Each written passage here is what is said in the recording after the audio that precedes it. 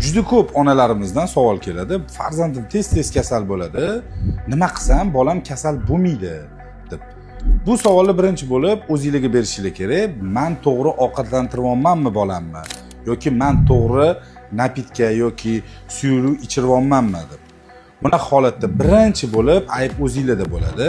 Bolangizga fast foodlar berasizlar, kireshkilar, chipslar berasizlar. Aslo bu holat noto'g'ri.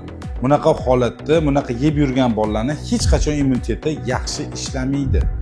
Keyin tabiiy sharbatni o'rniga kola, Fanta, Sprite'lar berasizlar. Undan ko'ra o'zingizlar uyingizda tabiiy sharbatlar qilib, shu olmalarni cho'rkadan o'tkazib, suvni chiqarib turib ichirsanglar, mana sizlarga tayyor immunitet. Bolanglar kasal bo'lishi sezilarli darajada kamayadi, bolanglar immuniteti baquvvat bo'ladi va aqliy rivojlanishi ham zo'r bo'ladi. Bu videoni ko'p fast food va kola, Fanta olib beradigan ota va onalarga jo'natib qo'ying.